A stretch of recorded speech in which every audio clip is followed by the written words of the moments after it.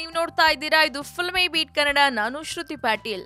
ರಾಧಿಕಾ ಕುಮಾರಸ್ವಾಮಿ ಅಂದ ತಕ್ಷಣ ನಮಗೆಲ್ಲ ನೆನಪಾಗೋದು ಅದೇ ತವರಿಗೆ ಬಾ ತಂಗಿ, ಅಣ್ಣ ತಂಗಿ, ಹೀಗೆ ಸಾಕಷ್ಟು ಎಮೋಷನಲ್ ಸಿನಿಮಾಗಳನ್ನ ಮಾಡಿದ್ದ ರಾಧಿಕಾ ಕುಮಾರಸ್ವಾಮಿಗೆ ಹೊಸ ಪರೀಕ್ಷೆ ಶುರುವಾಗಿದಂತೆ.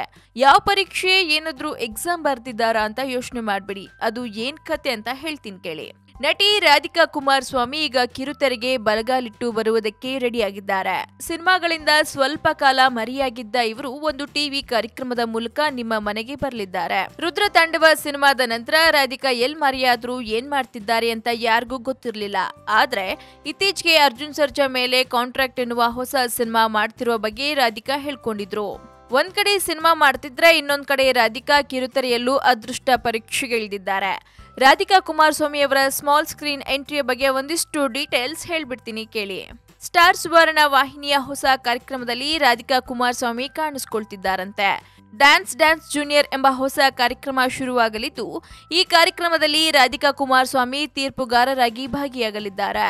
ರಾಧಿಕಾ ಕುಮಾರಸ್ವಾಮಿ ಅವರಿಗೆ ಡ್ಯಾನ್ಸ್ ಅಂದ್ರೆ ತುಂಬಾ ಇಷ್ಟ, ಅಲ್ಲದೆ ಅವರು ಒಳ್ಳೆಯ ಡ್ಯಾನ್ಸರ್ ಸಹ ಹೌದು. ಇದರಿಂದಲೇ ಈ ಕಾರ್ಯಕ್ರಮ ರಾಧಿಕಾ ಅವರನ್ನ ಆಯ್ಕೆ ಮಾಡಿಕೊಂಡಿದ್ದಾರಂತೆ. ಡ್ಯಾನ್ಸ್ ಜೂನಿಯರ್ ಕಾರ್ಯಕ್ರಮದಲ್ಲಿ ರಾಧಿಕಾ ಕುಮಾರಸ್ವಾಮಿ ಜೊತೆ ನಟ ನೆನಪಿರಲಿ ಪ್ರೇಮ್ ಮತ್ತು ಬಾಲಿವುಡ್ ಕೊರಿಯೋಗ್ರಾಫರ್ ಸಲ್ಮಾನ್ ಕೂಡ ತೀರ್ಪುಗಾರರಾಗಿದ್ದಾರೆ. ಸದ್ಯ ರಾಧಿಕಾ ಕುಮಾರಸ್ವಾಮಿ ಇದೇ ಕಾರ್ಯಕ್ರಮದ ಪೂರ್ವಭಾವಿ ತಯಾರಿಯಲ್ಲಿ ಬ್ಯುಸಿಯಾಗಿದ್ದಾರಂತೆ. ಡ್ಯಾನ್ಸ್ ಜೂನಿಯರ್ ಸ್ಟಾರ್ ಸುವರ್ಣ ವಾಹಿನಿಯ ಡ್ಯಾನ್ಸ್ ರಿಯಾಲಿಟಿ ಶೋ ಆಗಿದ್ದು, ಜೂನ್ ತಿಂಗಳ 2ನೇ ವಾರದಲ್ಲಿ ಶುರುವಾಗಲಿದೆ. ಶ್ವೇತಾ ಚೆಂಗಪ್ಪ ಈ ಕಾರ್ಯಕ್ರಮದ ನಿರೂಪಕಿಯಾಗಲಿದ್ದಾರಂತೆ.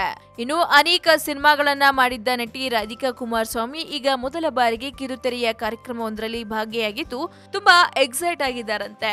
ಒಟ್ಟಾರೆ ಇಷ್ಟು ದಿನ ರಾಧಿಕಾ ಕುಮಾರಸ್ವಾಮಿ ಎಲ್ಲೋದ್ರಪ್ಪ, ಇನ್ ಮುಂದೆ ಸಿನಿಮಾ ಮಾಡಲ್ವಾ ಅಂತಿದ್ದ ಅಭಿಮಾನಿಗಳಿಗೆ ಈಗ ರಾಧಿಕಾ ಕಿರುತೆರೆಯಲ್ಲಿ ಕಾಣಿಸ್ಕೊಳ್ತಾ ಇರೋದು ನೋಡಿ ಸಿಕ್ಕಾಪಟ್ಟೆ ಖುಷಿಯಾಗಿದೆ ಅಲ್ವಾ?